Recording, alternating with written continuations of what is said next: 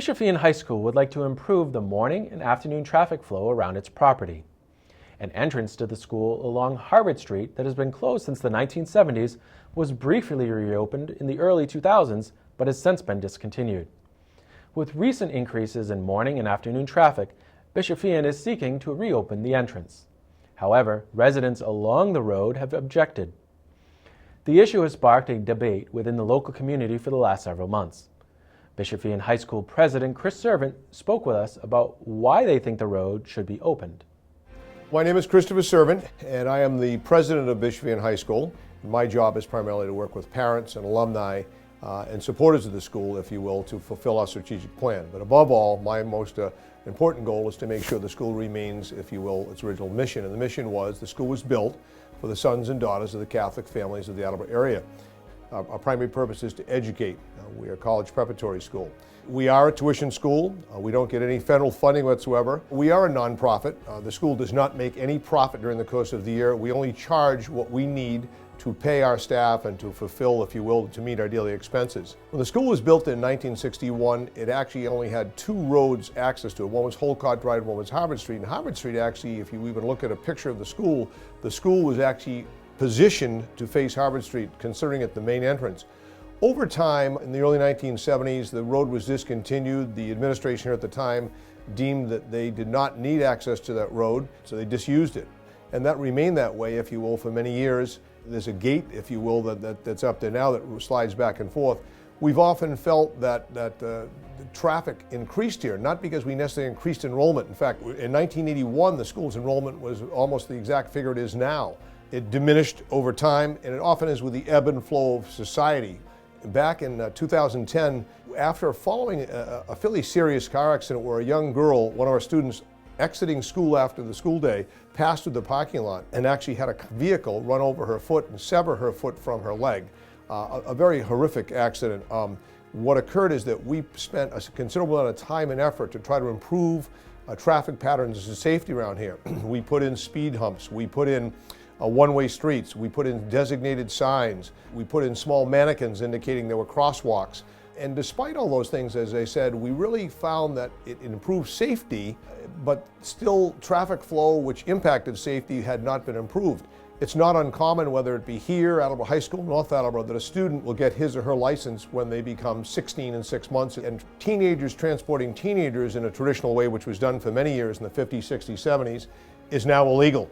That increased the number of vehicles on this property.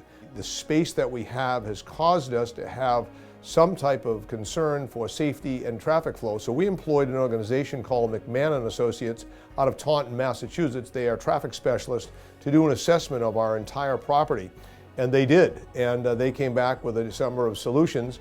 And the one that they felt was the most compelling was the one that involved Harvard Street as an entryway coming in the morning and an entryway coming in the afternoon. So we're talking for approximately 75 minutes in the morning, 6:45 to 8 a.m., and in the afternoon, 2 to 2:45, coming in only, that we would have students and parents who come into this campus would have the ability to come in Harvard Street all one way. For us, the neighbors certainly can use both sides of Harvard Street, exiting and entering.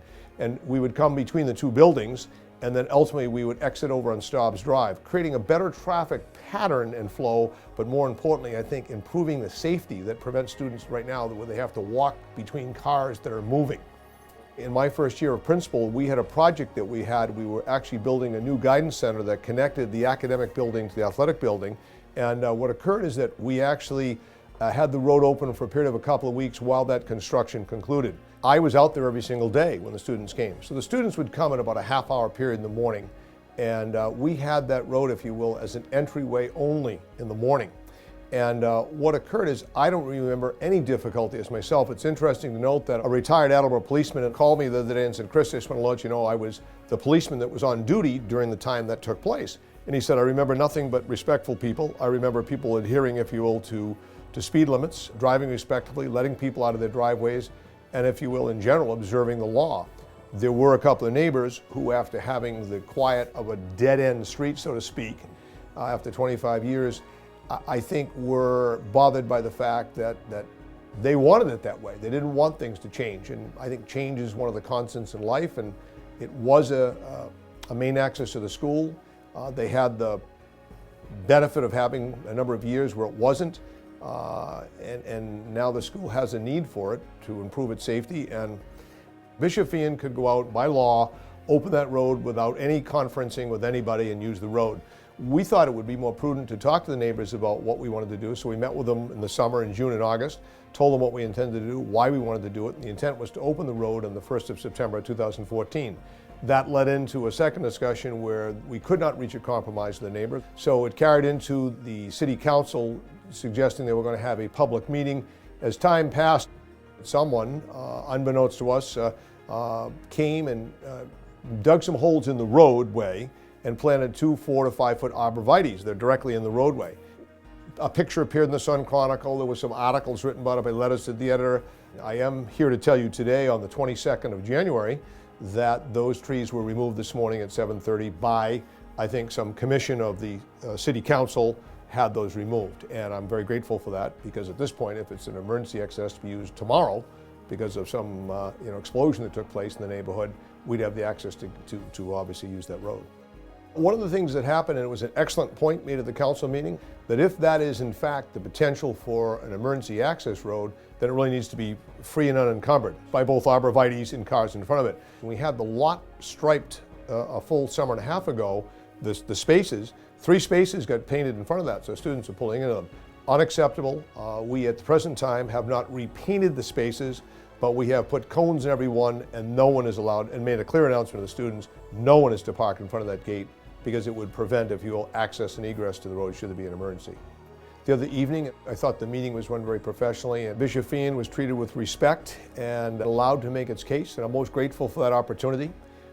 We had a significant number of supporters that came, and I'd like to publicly thank those people. The city council now, I guess, with the planning board, is charged with making a critical decision. Somebody asked me at the time, well, what happens if they discontinue it? Implying in a sense, are you going to go to court? And I think rather than posit it sort of as a negative, I'd like to say, well, let's cross that bridge when we come to it. I'd like to think that people looking at the big picture would say it is a reasonable request by the school, and therefore I think Bishop Feehan should be able to use it.